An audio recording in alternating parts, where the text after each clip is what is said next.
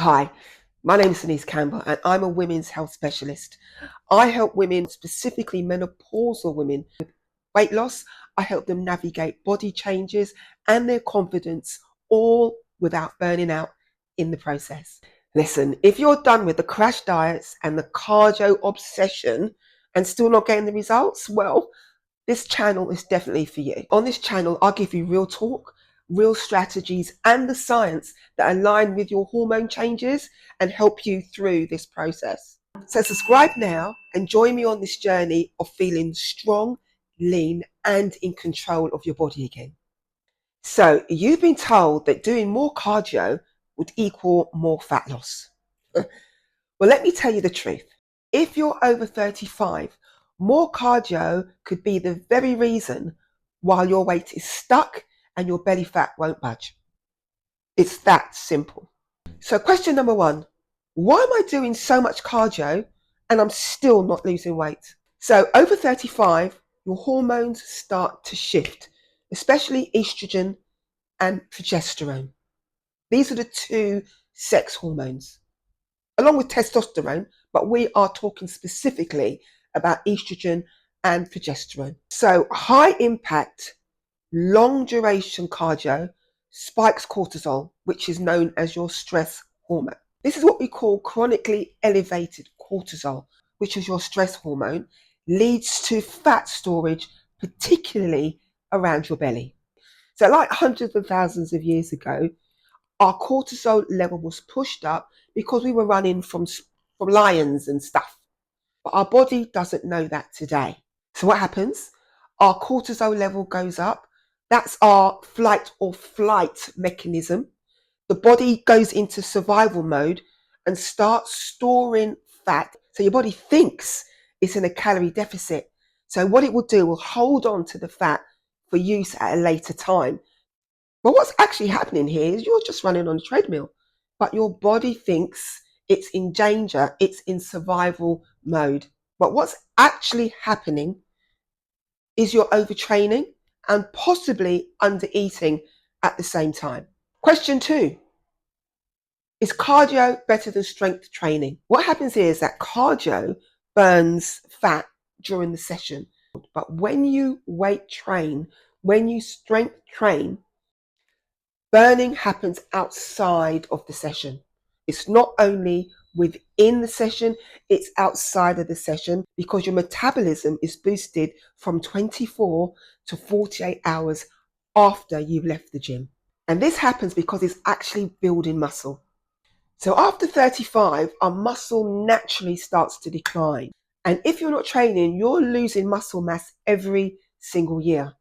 And doing that, you're actually making weight loss even harder, even if you're doing cardio at the same time. Strength training also helps with bone density, posture, and injury prevention as well. And it also reduces insulin resistance, something that women in midlife battle with constantly.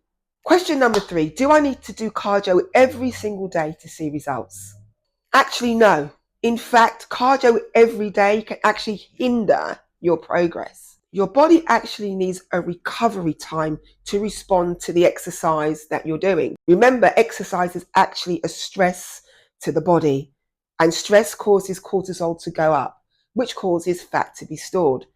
Recovery time is essential to promote weight loss. Too much cardio can lead to burnout and hormone imbalance, and this is exactly what we don't want to happen. What you need to do is intentional, low impact daily movement. This is stretching, walking. Question four, why is my belly fat not shifting even though I'm running like 3 to 4 times a week? This answer is likely to be hormonal. So after 40, our estrogen drops, right? And this causes fat to be redistributed around the body. This is where you say, oh my God, I haven't lost any weight at all, but my clothes are not fitting the way they used to do.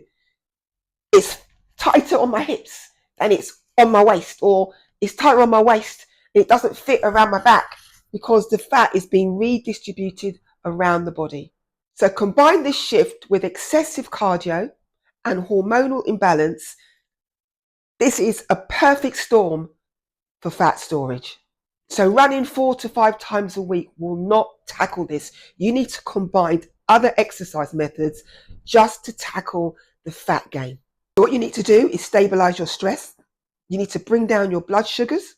You need to lift weights and focus on quality sleep, quality food, hydration, and an increase in protein as well. So question 5 is, what kind of cardio should I be doing? Because there are different types of cardio. The best type of cardio is walking, and this is walking with intent. So that means brisk walking with pace. It supports digestion, it supports mood, it supports stress levels without draining the body. But you can also add in 1 to 2 short HIIT sessions a week, no more than 20 minutes each session. That will drive up your metabolism but keep your muscle mass, which is something that we really do not want to lose at this time of life.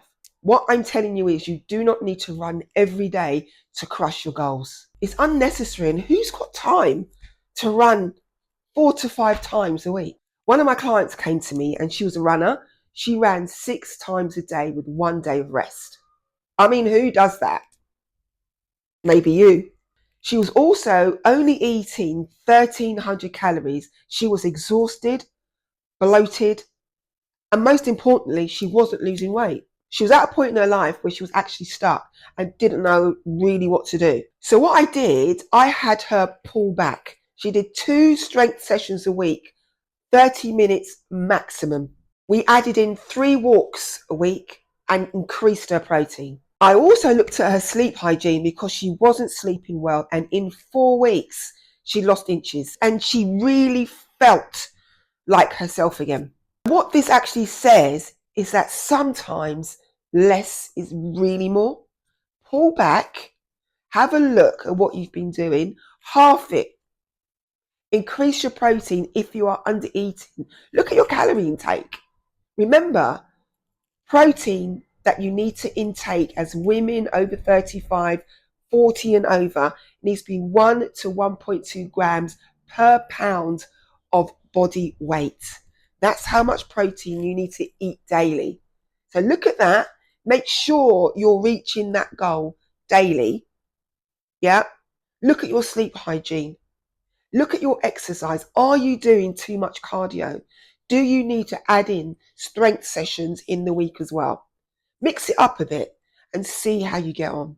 Let me tell you what you need to do.